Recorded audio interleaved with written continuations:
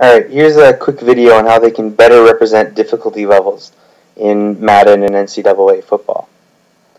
So the current method, as we all know, is basically they adjust the player attributes.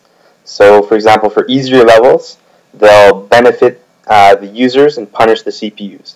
So they'll make it so that the CPU's tackling is lower than it should be, the user's catching is higher than it should be, the user's awareness, whatever, any attribute gets inflated for the user and gets deflated for the CPU.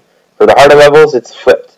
So suddenly the user players are making less blocks, the CPU players are making more tackles, more catches, and that's how they've been adjusting the difficulty in the previous games. So obviously it has some advantages in that it's easy to implement. They just need to use simple sliders. You set what the sliders are, and those affect how the attributes get skewed, and then it's pretty simple. And the advantage is it does make the game harder. It makes it more difficult, and that's what people that are playing all Madden are looking for. However, the disadvantage is that you sacrifice some realism, that it makes the game not less realistic, and as people have been pointing out, the CPU cheats. And we know that they cheat, and they're cheating in order to represent a harder difficulty level. So that's what they're intending to do, and that's what they do. But that's not the only way that you would represent a harder difficulty level. In fact, a better way would be to adjust the CPU play calling and audibles to make it more challenging. So for example, the CPU already knows what play you have before you call. Even if you make hot routes or whatnot, let's assume for starters that you don't make hot routes. The CPU knows exactly what play you're calling.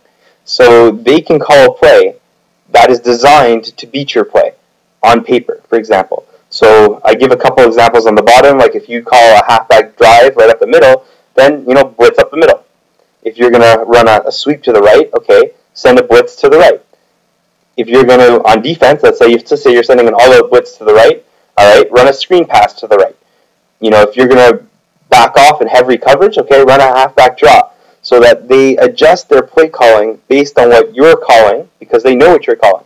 So the CPU is still cheating, but they don't have to skew the ratings and the attributes to do it. Instead, the cheating is happening on the coaching side, which is more realistic. It's basically saying you're playing a very, very smart coach that keeps calling very, very intelligent plays. And if you want to be playing against harder competition, well, what you want is them to be calling proper plays, and you need to be the one in order to make the plays in order to beat them, to beat their play calling. That happens to be near flawless. Now, if you want to play on the easier levels, you can have them calling more stupid plays. If they're gonna, it's a third and short, they can come out with 3 down linemen, and you can easily run for the first down if you want to make it easier on the user. But if you want to make it harder on the user, what play they call a play in order to combat that specific play. So some of the benefits will be that the actual gameplay of the game will not be any different between Rookie and All Madden. So there wouldn't be any more of this skynet taking over and messing around with how the game plays as to shifting footballs so that the computer can intercept it. No more of this, again, they've already removed psychic DBs and swatting linebackers, super linebackers.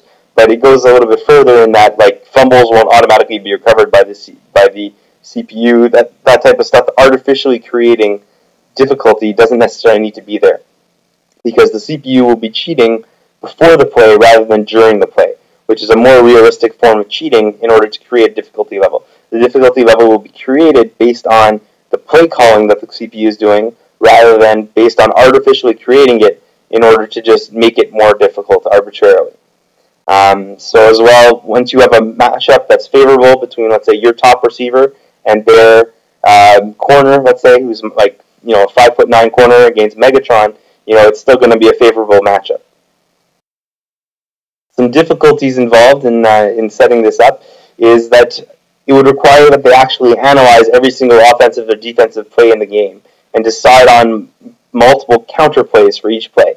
So that they say, okay, if this is the play that I'm running, if this is the offensive play that the user is running, here is a set of defensive plays which are designed to counter this type of play. And it gets even more complicated in terms of hot routes and all that kind of stuff, because then now the CPU will have to adjust to those as well. But it doesn't have to do it as perfectly because, for example, like if you're going to be hot routing your routes, well, like they're not by using this multiple counter plays, they're not necessarily calling the exact same play for every single play that you come out in. In fact, they can also hot route themselves based on how your players hot route in order to make sure that they, if they see like, okay, everybody's going deep, okay, maybe they should have, more safety help over top. They can have some sort of criteria set up for, for how to do that. One thing that would be really helpful is that if they had more CPU memory, kind of like how NCAA has a setup plays, where like if you run, let's say, a handoff to the right a bunch of times and it becomes successful, that now like the defense starts to anticipate it, and so now like it tells you like setup play is like the play action, so that, and they also have it for different combinations of routes.